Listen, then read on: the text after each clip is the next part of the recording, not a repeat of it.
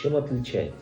Это отличается тем, что участники получают действительно решение, которое конкретно для его компании, для его конкретной ситуации будет наилучшим, исходя из полевого движения, того самого.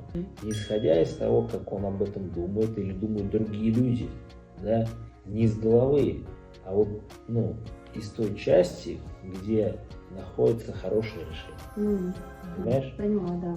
То есть находится конкретное решение для каждого участника, который голосовал и записал, который в текущем времени максимально для него подходит. Да, это звучит даже как оффер для сайта, для описания услуги.